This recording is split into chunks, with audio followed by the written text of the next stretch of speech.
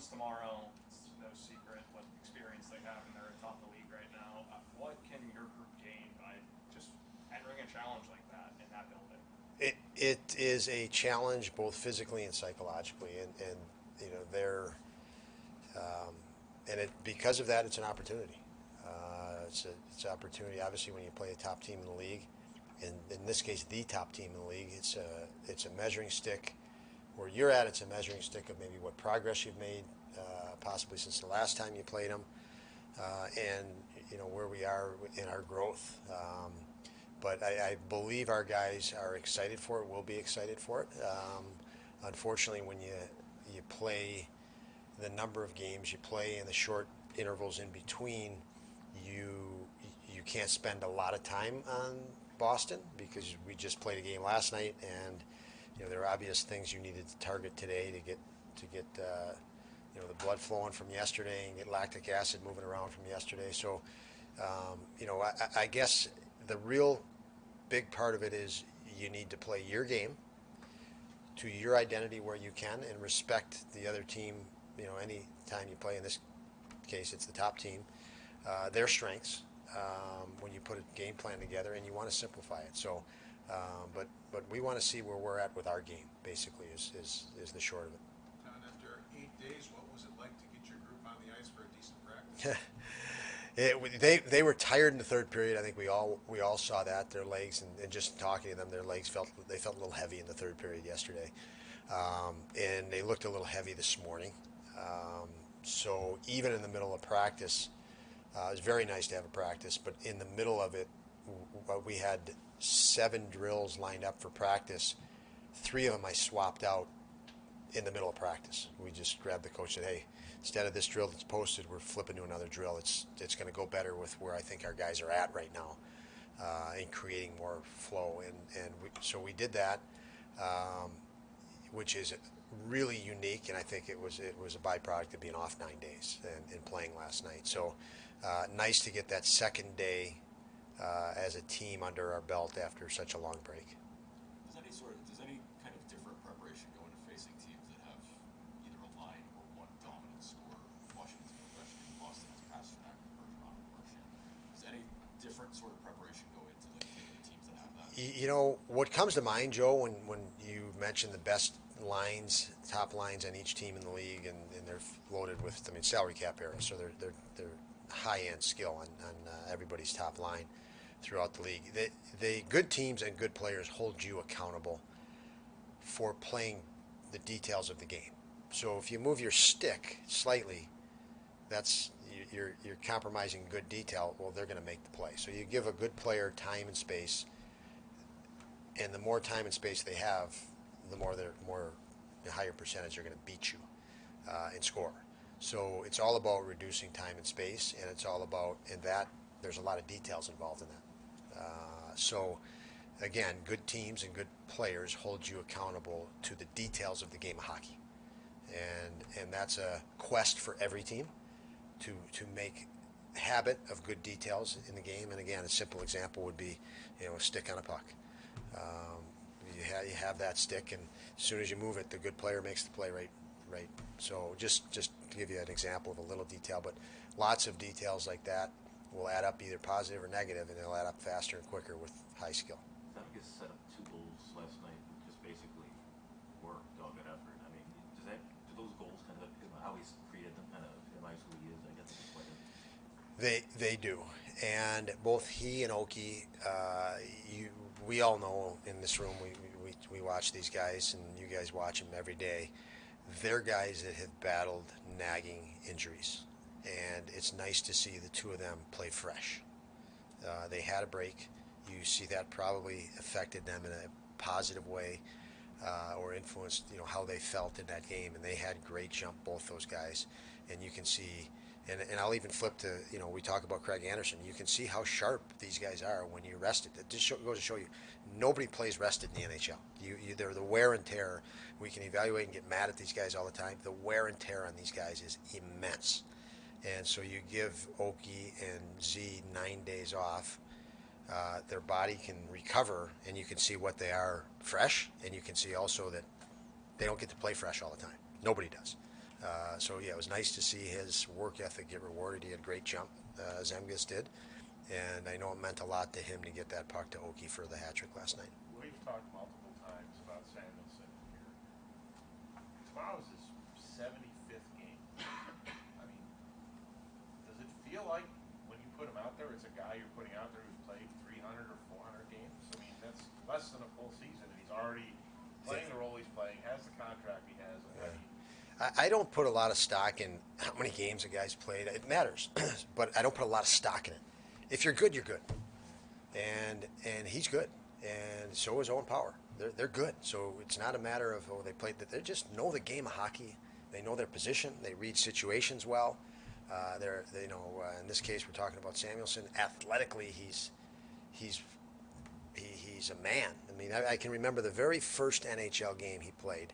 I don't even remember who it was against. I actually remember the team, so it might have been one of his first series of games. He thrusted somebody in the corner that was a veteran NHL player on their first line. And that guy turned around and looked like, who is this? Because they just don't feel that. They don't feel that power and strength.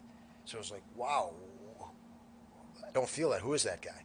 And there's lots of little subtleties that you could see with Sammy even before he got here. I mean, you guys know my feeling when we ended up, he had to go to Rochester to do some rehab. He had that broken foot. I was devastated at that point and couldn't wait to get him back. But that was, as a young guy, that was a necessity.